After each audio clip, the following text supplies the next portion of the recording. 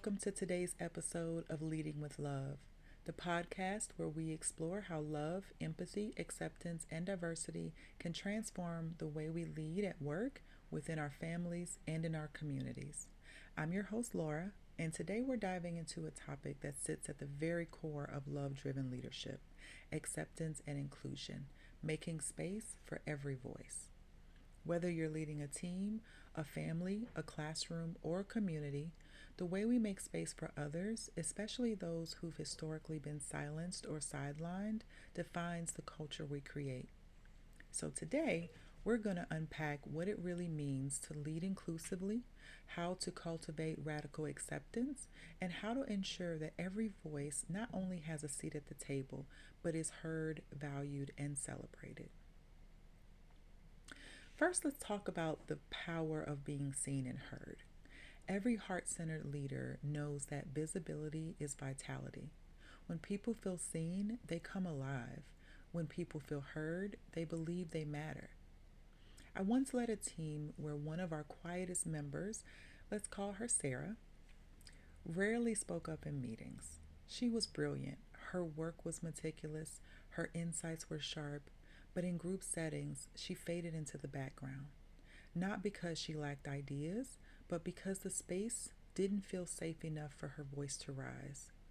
She was often overshadowed by louder voices, those who spoke first, fast, and with confidence.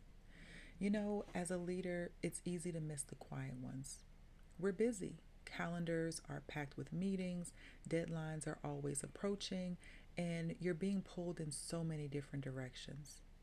But something in me said, pause, look closer at this one.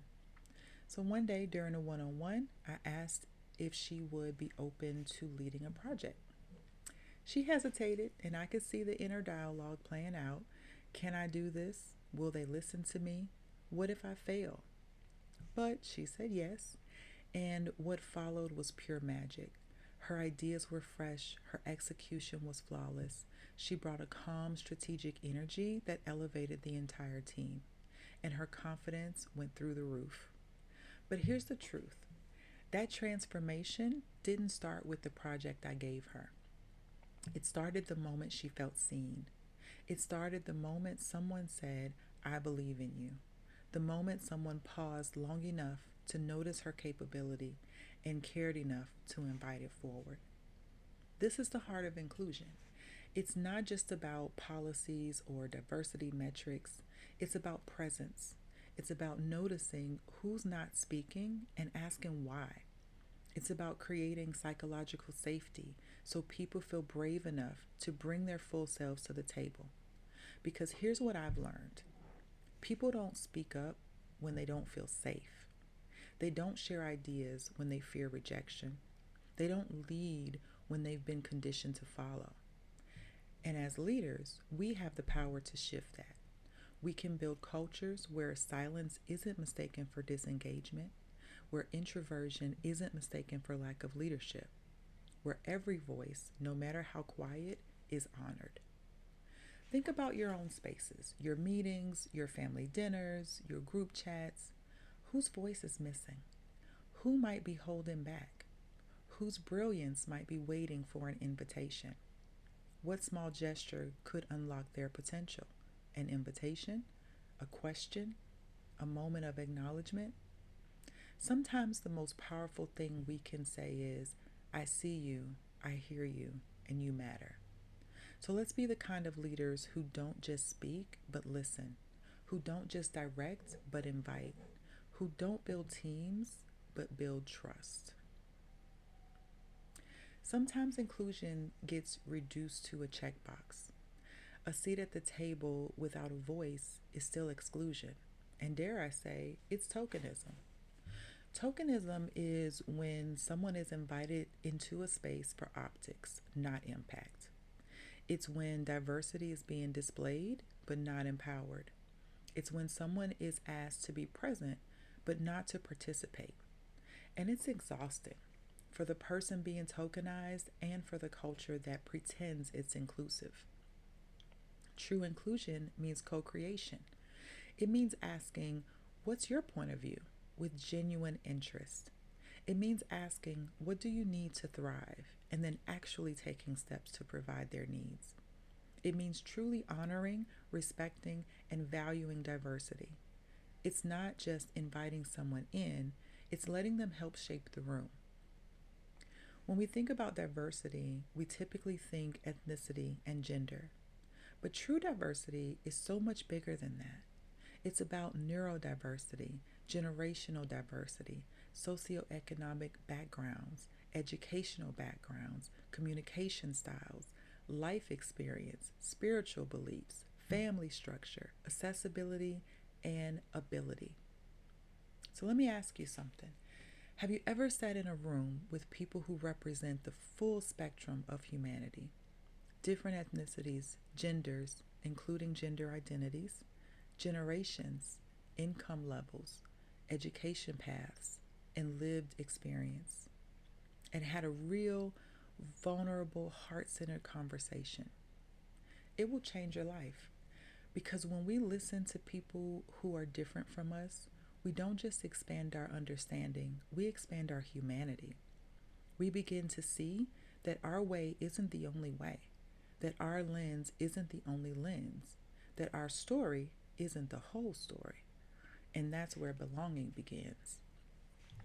Belonging isn't about fitting in, it's about being free to stand out and still feel safe, valued, and celebrated. So I encourage you to seek out those spaces, or if you're in a position to do so, create those spaces.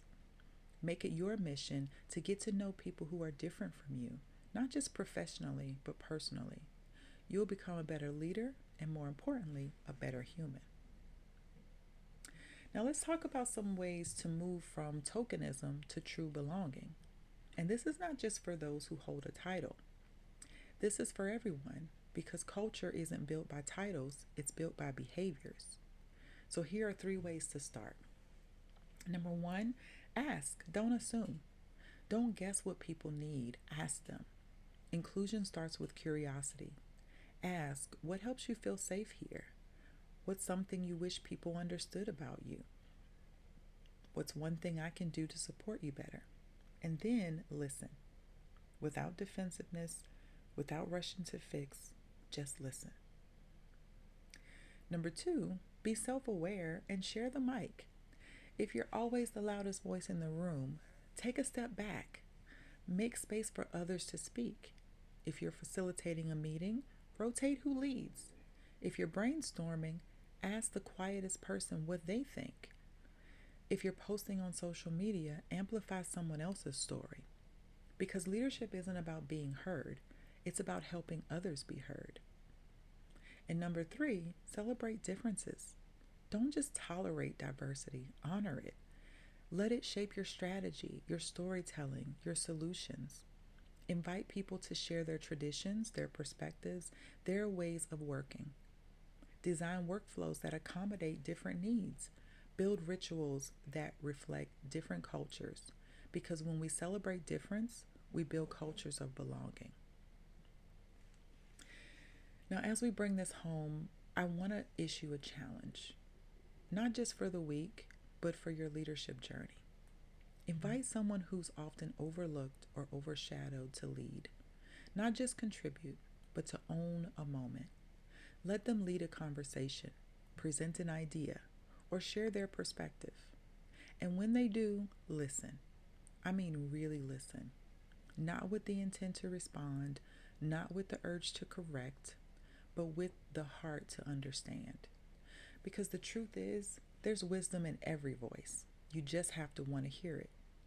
And when you do, you'll discover something extraordinary. People don't need permission to be brilliant. They need space. They need safety. They need someone to say, I believe in you and I want to learn from you.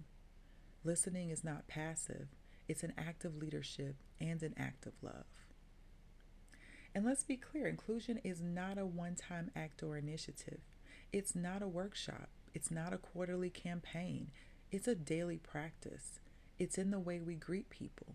Do we say hello with warmth or do we say it with indifference? It's in the way we design our workflows. Are they accessible? Are they equitable? It's in the way we respond to feedback. Do we get defensive or do we get curious? It's in the jokes we laugh at, the stories we amplify, and the assumptions we challenge. It's in the grace we extend and the credit we share. Every moment is a chance to choose inclusion. Every interaction is a chance to build belonging. There's no excellence in exclusion, intended or not.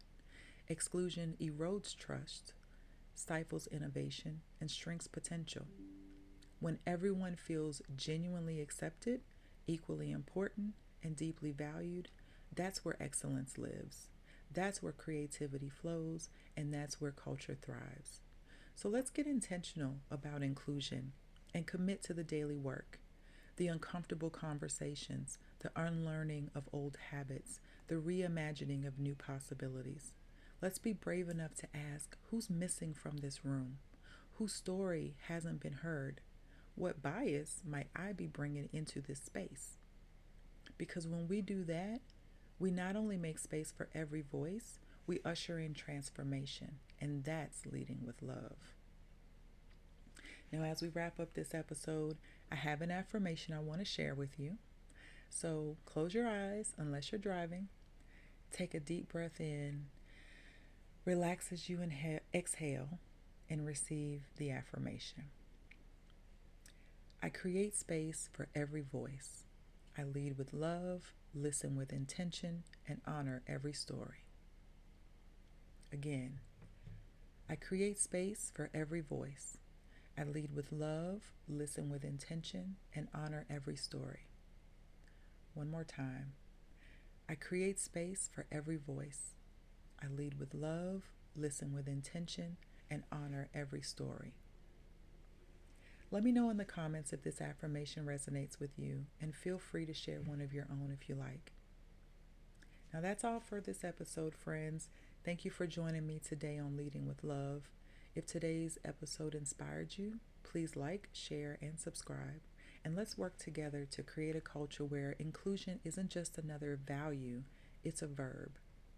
Join me next week as we keep building a world led with love. Thank you.